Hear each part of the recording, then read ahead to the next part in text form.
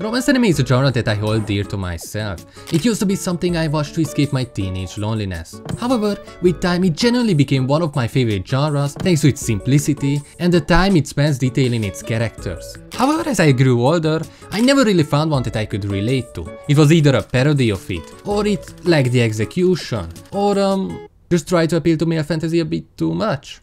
Yeah, I watched it, and yeah, I loved it. I really enjoyed all of these and hundreds of others, but I realized that I never really watched one where I could relate to the romance aspect of it, or ever had a "he's just like me" moment. Well, at least up until I watched A Sign of Affection. A Sign of Affection is a romance currently airing this season and is poised to become one of the biggest romance anime. Despite having only 4 episodes out, I just felt the need to gush about it because I enjoyed it so much. The story follows Yuki, a hearing impaired student who is somewhat shy yet confident, and Itsuomi, an outgoing and popular guy. One day they meet on a train where Itsuomi helps her out. Yuki is surprised by how, despite her disability, he doesn't treat her differently, attempting to communicate with her in a way that makes it easier for her. After parting ways, she becomes curious about him, eager to know more, and goes out of her way to meet him as much as possible. I can't stress enough how refreshing it is to witness an adult romance that avoids the annoying teen romance tropes. In this series, characters actually communicate, make efforts to meet up, and genuinely try to understand each other's feelings. You might be surprised at how normal this sounds, but it's quite a rare case in anime. It's a romance with a simple idea that we've seen loads of times. So, how does it manage to depict a realistic experience unlike any other romance? What does it do differently to make it relatable? Well, first and foremost, it has insanely well written characters. The anime does an amazing job making us care about every single character. I only talked about the main 2, but there are so many others that are just as important. There is no single main character, all of them share the spotlight equally, and it doesn't take away from anyone else. Yuki is the character we mainly follow, and we get a really unique experience of how a person with a disability feels, how she has a hard time communicating, how sometimes she feels left out. When we first met her, she came off as a shy person, which is quite expected. Yet I love that she's able to break through that barrier when it's needed. Despite being scared about how her feelings might be perceived, she still tries her best and is pretty straightforward about how she wants to become much closer to Itsuomi. That scene where she tells him that he's just so damn cute.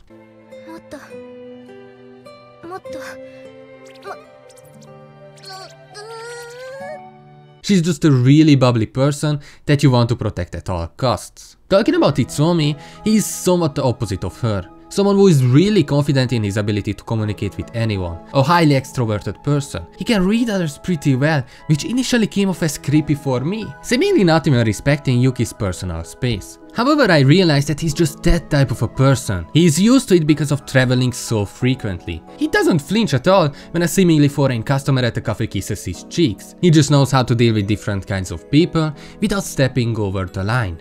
And that is part of his charm, the reason why Yuki seeks to know him better. I also can't deny this man has insane reach somehow. He's just able to one-up Yuki whenever she tries to flirt with him. One significant aspect of their situationship is that he wants to learn sign language. Therefore, Yuki spent a whole night writing a book for him, handed it to him, and he was just like, "Nah, I don't need this.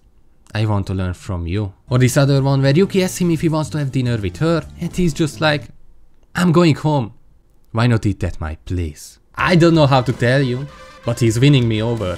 However, outside of these two there are a handful of other characters like Rin. She's a friend of Yuki who is surprisingly well developed already. I really love how she's always there when Yuki needs her, acting as that small external factor that pushes Yuki forward when it's needed. Yet, she doesn't feel like a self-insert. She's just very likable and has such a memorable personality. In a romance that is so focused on two characters, it's usually hard to care about anyone else, especially when they don't push the story forward. However, I like that they put focus on Rin's love life and include a bunch of other characters whom we don't know well enough yet. Despite this, they all feel really interesting and just real in general. Usually, I don't really care about anyone else when it comes to romance, yet I'm curious about all these characters.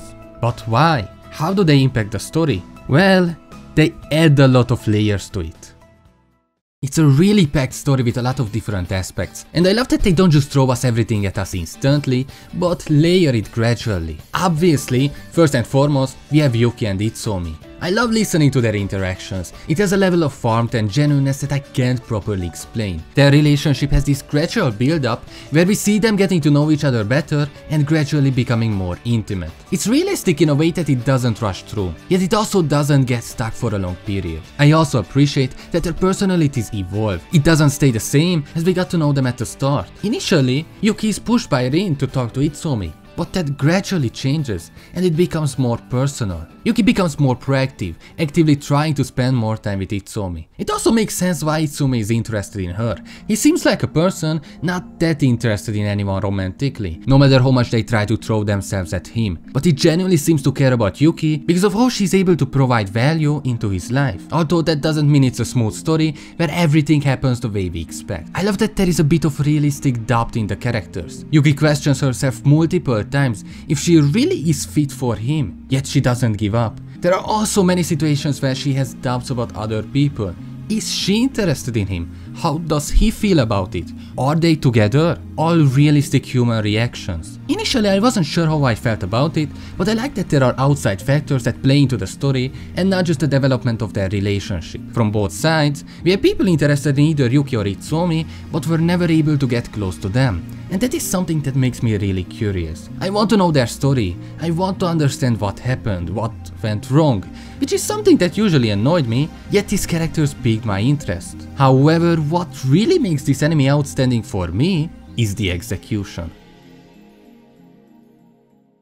The anime has many small details that I love. The way the characters act, react, the animation, sound, and overall design all contribute to a sense of realism in the overall experience. Notably, it has a unique aspect as our main character is deaf. The anime creatively visualizes her reality in various ways, providing insight into her perspective. It plays around a lot with these elements, helping viewers understand what it's like and introducing new dimensions to it. The anime delves into Yuki's thoughts, often removing any audio and instead using colors to convey her emotions. For example, in a conversation with Oshi, when Yuki was clearly annoyed, the colors were grayed out, creating a sense of distance and uncertainty. But in contrast, a couple seconds later, it shows Itsuomi with bursting colors, doing his best Gojo impression. It does that a lot. It's really smart to visualize her emotions with a burst of colors that is constantly apparent if you really pay attention to it, accompanied by well-fitting OSTs that are really nice to listen to without a feeling of repetition. It's also really nice to see how they actually put effort into researching things about deaf people,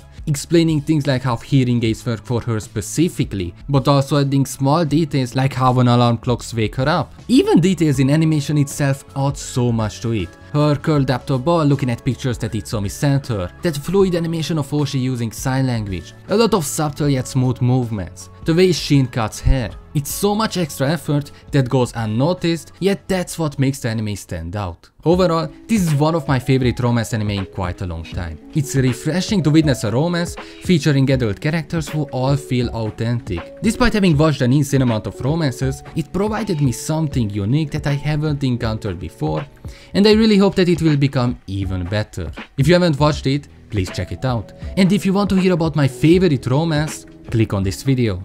Goodbye.